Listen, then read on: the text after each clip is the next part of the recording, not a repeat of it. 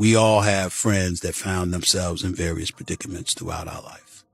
And you can look at somebody, and even if you take issue with their choices and what they've done, you can still sit up there and look at them and say they're a friend. So word on the street is that Shannon Sharpe has completely cut off Stephen A. Smith, like for real.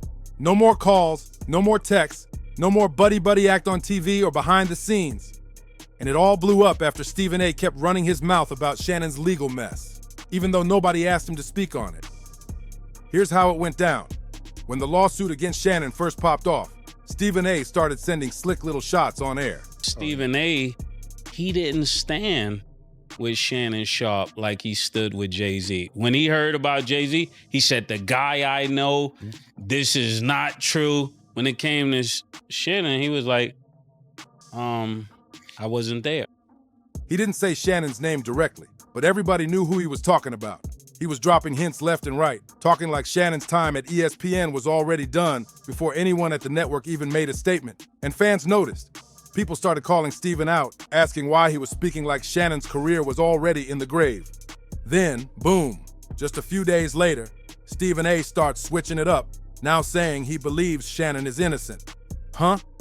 Date your age, date your age. Well, I want to date my wage. I'm finna shut all this ish down tonight. That quick 180 got folks heated, and fans aren't buying it for a second. And guess what? Shannon ain't buying it either. Word is, he's been ignoring Stephen's calls and texts like they never even knew each other. Even celebs are jumping in now. Mace, for one, straight up called Stephen A. snake and a flip-flopper for changing his tune now that the pressure's on. This ain't just a small rift. It looks like the whole Shannon and Stephen A. era at ESPN might be officially done.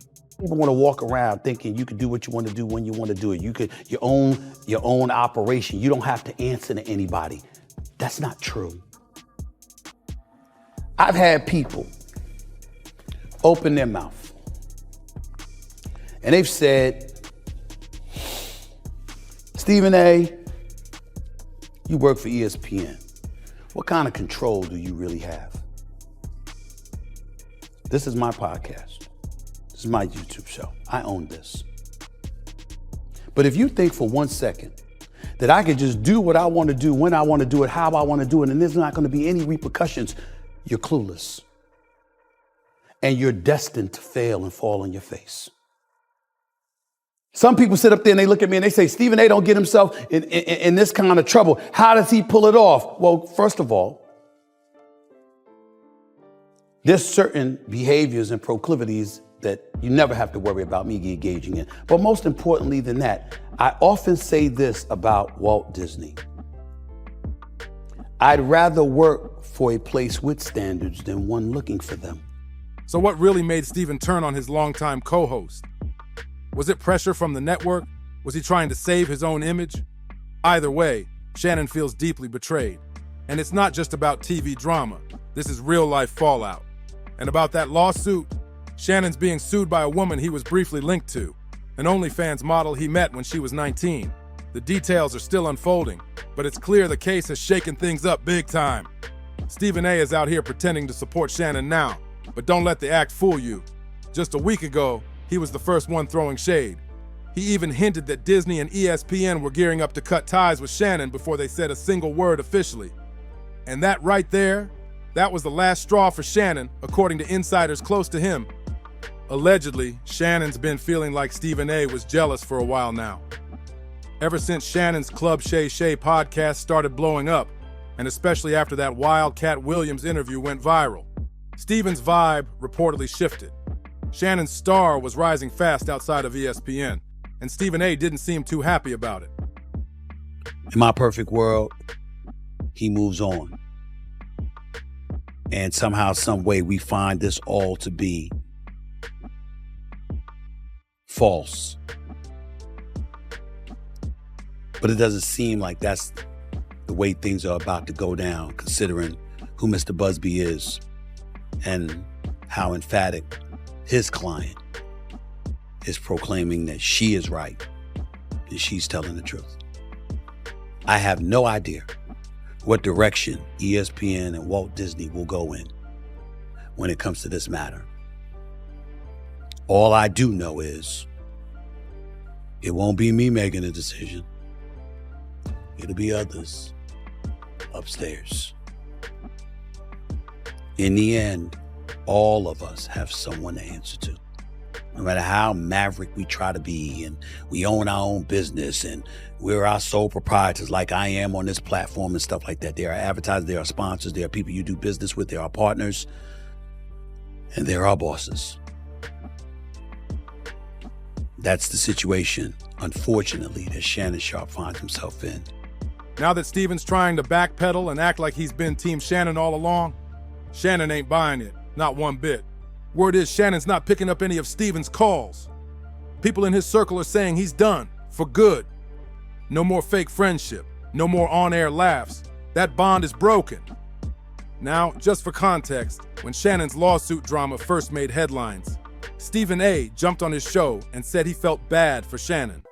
But the way he said it, it sounded like he was already writing Shannon's career obituary.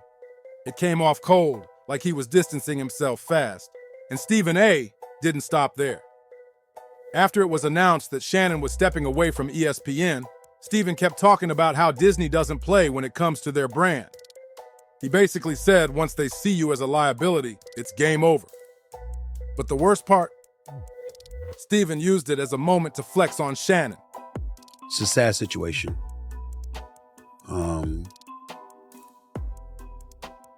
Shannon Sharpe is somebody I work with a couple of days a week. Shannon Sharpe is somebody that I brought to ESPN. To be clear, even though this podcast, this YouTube show is owned and operated by me solely, it doesn't mean that I'm going to be dismissive of ESPN, who employs me in my daytime job on First Take. So I sit here before you today letting you know that they are aware that this is a subject that I was going to broach, because I owe them that courtesy.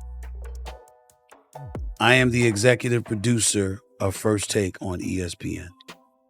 He threw in some slick comments about how he knows better, how he wouldn't get caught slipping, and how he's too smart to end up in that kind of mess. It came off more like bragging than concern. One minute he's talking down, the next he's acting like a loyal friend. Which one is it, Stephen?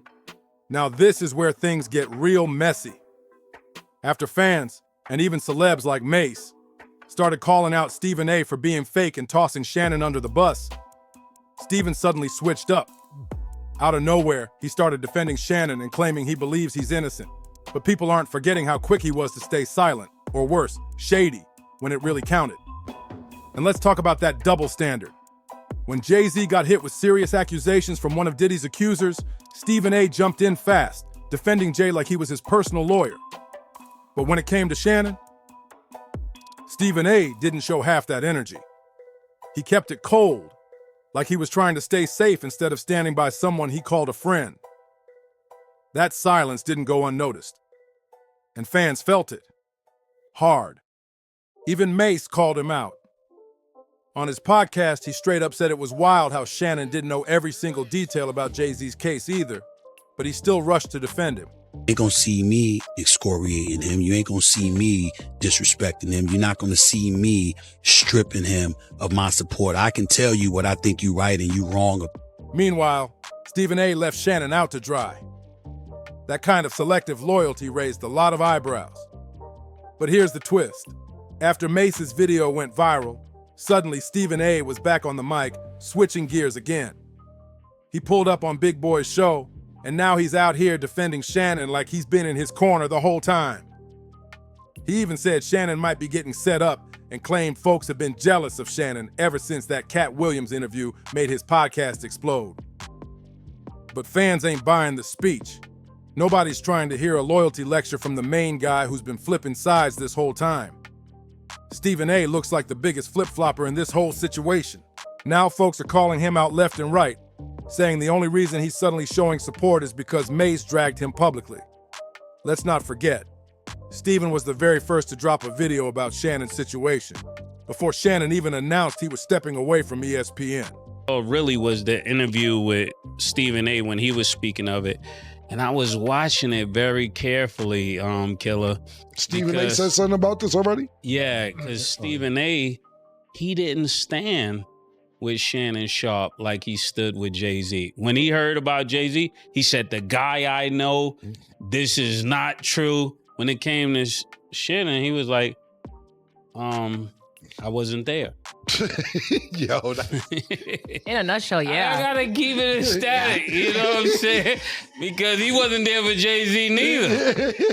You wasn't there for Jay-Z. You were not there for Jay-Z, but you went out on a limb because of the character of guy you know. So I'm not saying that you're wrong for that. I'm saying I would have thought that the same standard would be there, right? If for a guy you work with. That's not support. That's looking out for yourself. One fan even said, Steven's halfway in, halfway out. His loyalty to Shannon is wild. It's borderline diabolical. And honestly, that sums it up. He went all in for Jay-Z without hesitation. But with Shannon, it's like he's playing both sides. Now he's trying to act like that first Shady video was some ride or die moment. Now people remember exactly how he moved. Nah. Everybody sees the switch up, and they're not letting it slide. One fan even said, I said the same thing. The way he talked about Jay-Z was bold and loyal. But with Shannon, it's like he already knew ESPN was about to fire him. That kind of energy shift didn't go unnoticed. And let's be real. Another reason people aren't feeling Stephen A's sudden outrage is because Shannon doesn't even need defending in a lot of folks' eyes. This 3-time Super Bowl champion and this Hall of Famer, who emphatically stated to me over the phone how innocent he is of these allegations that have been levied against him, insisting repeatedly that anything you read, anything you see, anything you hear was fully and totally consensual. In the same breath, what's inescapable is that without us knowing all the merits, he was working with Disney, where I've worked since 2003, excluding my departure from 2009 to 2011, when I was gone for those 2 years. Outside of that, I've been at Disney since October of 2003. I know this place. I know the worldwide leader that is ESPN, who's under the umbrella of Disney. Even if parts of the lawsuit end up not holding up, one fact remains. He's a 54-year-old man who chose to mess with a 19-year-old. That alone had people questioning his judgment. On top of that, rumors about some questionable role-play situations have only made things messier. To a lot of people, Shannon's not exactly looking like the victim here. And just when things were starting to cool off, boom, more women have come forward. It's starting to feel like this might not have been a one-time thing. According to the U.S. Sun, Shannon's ex, Michelle Evans, filed a separate lawsuit that's now bringing even more heat. Her lawsuit, filed in late 2023, makes some very serious accusations about something that allegedly happened back in 2010. Evans says she and Shannon were together for almost 10 years, but things took a dark turn after she confronted him about cheating. Whole thing with Shannon Sharpe is actually crazy because how are you even entertaining the conversation after put a big black baby in me? Put a big black baby in me? It's honestly giving that you just have like some sort of racist fetish. Like, you know how when people get with different races and they just play, you know, slave and owner. That's what it's giving when I was reading those text messages. Because what you mean 25,000 a cheat? What happened next, according to Evans, was deeply disturbing. She claims Shannon got aggressive, told her he would ruin her if she ever spoke out, and then forced her into acts against her will. The lawsuit details how she was overwhelmed with fear and confusion during the encounter, feeling like fighting back would only make things worse. It didn't stop there. She says things escalated, fast. According to her, Shannon pushed her onto the bed and forced himself on her while allegedly saying chilling things like he wanted to make sure no other man would want her after that. I recruited Shannon. I went and got him and brought him to ESPN. But I'm not the boss. Those are other folks. There are layers to this, and there are certain layers even I am not on. I can tell you, I also spoke. As co-chairman of Disney, the boss, Jimmy Pitaro, who made it very, very clear we are taking this matter very seriously. And we are looking into this very, very closely. Those are heavy allegations, and now the spotlight is burning even brighter. This isn't just a headline anymore, it's turning into a whole storm. And while Stephen A. is out here trying to clean up his image, folks are asking, is this even about loyalty anymore? Or just saving face when the truth starts spilling out?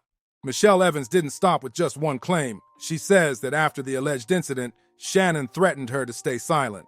According to her, he warned her that he'd use everyone he knew to destroy her life if she ever spoke out. And it wasn't difficult for me to figure out what was transpiring. They didn't need any definitive evidence at this particular moment in time about all of that stuff.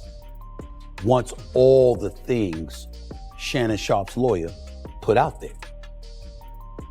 It was uncomfortable to listen to, and it was not something that Walt Disney once associated with its brand. So to have him on the airwaves while all of that stuff was put out there was not something that Disney was going to take. That is what I mean when I say I'm not surprised. That's when she decided to take legal action and filed a restraining order, back when Shannon was still working at CBS Sports.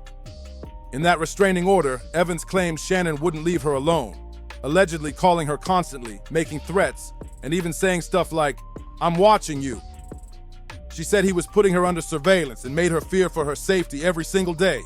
When the restraining order and those serious accusations hit the news in 2010, Shannon suddenly announced he was stepping away from his CBS gig. But here's the twist. It all got swept under the rug. The media didn't press it, and somehow Shannon's career kept pushing forward like nothing happened. Jay-Z and Sean Diddy Combs, a 13-year-old girl more than 20 years ago after an award show after party. I am not going to sit here and dismiss or excoriate Mr. Busby or his client, who's anonymous at this particular moment in time, and the allegations that she has leveled against Jay-Z. I'm telling you, I've known this man for 25 years. And I'm saying for me, Stephen A. Smith, there is no way in hell I believe this about him. Anybody that's been around Jay-Z and knows him has seen him come to the defense of the most helpless amongst us, which are the children. I can't believe for 1 second that he would ever be associated with an allegation like this. And I felt it was important to bring that up because you got people out there. Stephen A., you have something to say about Diddy. Why aren't you going to have something to say about Jay-Z? Well, I don't know Diddy. Fast forward to now, Michelle Evans is back, and she's suing Shannon for defamation. She claims he brought up their legal drama publicly and used his platform to talk about it, which she says caused her deep emotional distress and seriously damaged her reputation. And she's not staying quiet this time. Evans has even come out in support of Gabriella Zinga, the OnlyFans model who filed the recent lawsuit against Shannon. Evans says Shannon revealing Gabriella's identity, including her full name and her OnlyFans page, was a calculated move to destroy her credibility. And once you reached a certain stature, it's like the old folks always used to tell you, boy, don't let that money go to your head, right? And now, a lot of times people just are who they are. And you're looking at Shannon, his brand has never really been anything that said he might not be into some of the things that we're learning, right? You could go back to the IG Live, or you could listen to some of the things that he promotes as sponsors of his show, or just certain ways he talks about women during nightcap or whatever it is, right? Like, Unc ain't never hid that. She told the U.S. Sun, "I want people to understand what Shannon did to this woman. By doxing her, by putting out her name, by putting out her OnlyFans account." What the two teams that call me on show say, what's your phone number, where you gonna be? Who that? Shut the up. That was horrifying. Things are going to happen to her because of that. Because of all this, fans aren't exactly rallying behind Shannon. They're saying the new allegations line up with a disturbing pattern. People are looking at his past and connecting dots, saying this isn't new behavior. It's just finally catching up to him. Sounds like a setup.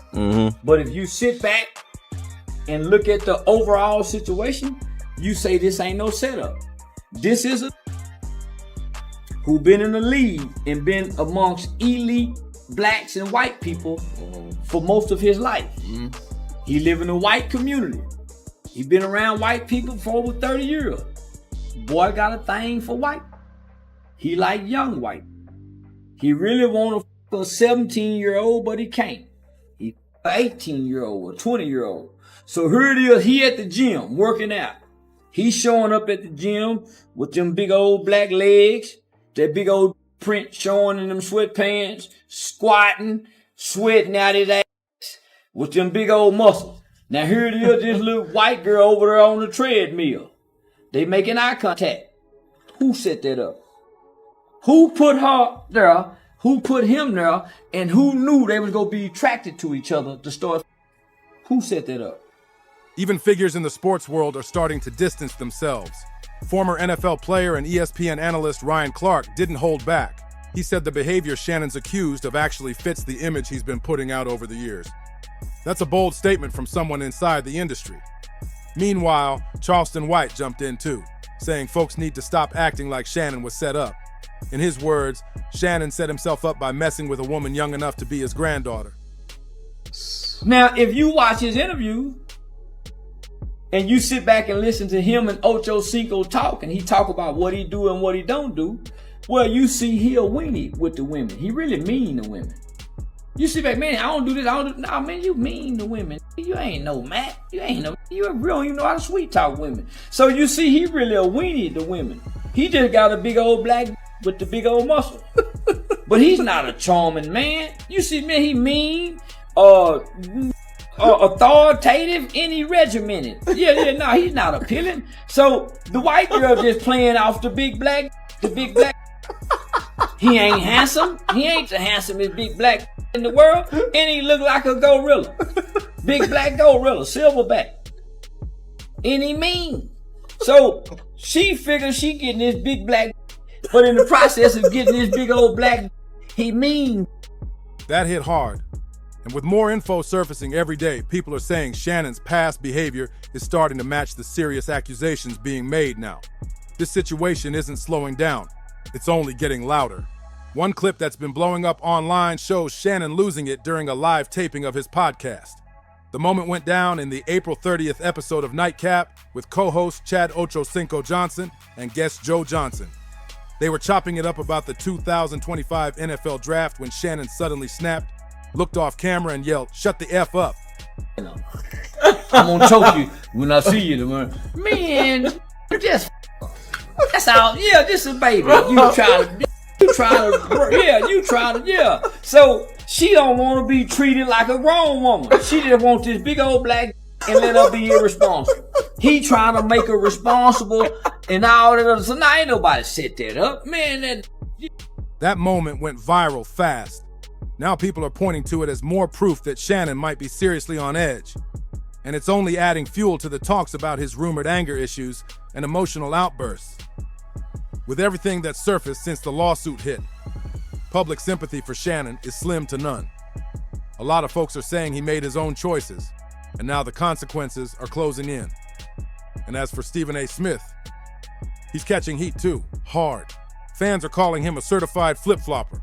Not only did he distance himself when things first got messy, but now he's keeping the spotlight right on Shannon by talking about him constantly. Some even think Stephen A. is secretly enjoying Shannon's downfall, putting on a fake show of concern while dragging Shannon's name through the mud on national TV. Let's be real. If Stephen A. really cared, he could have just said, "No comment," and kept it moving. Instead, he went on his show and spent half the episode preaching about how Disney and ESPN don't tolerate that kind of behavior. Like, really? Who's that helping? One fan summed it up perfectly. Stephen A. is the kind of dude who tells the boss you were late just to take your job. Straight snake behavior. Another wrote, if Stephen A. truly wanted to help, he'd stop talking. Period. This isn't support, it's sabotage. But what do you think? Is Stephen A just keeping it real? Or is Mace right? Was all that loyalty fake from the start? Does Stephen A have double standards when it comes to his friends? Let us know in the comments. Don't forget to like, subscribe, and share this video with someone who needs the tea. Catch you in the next one.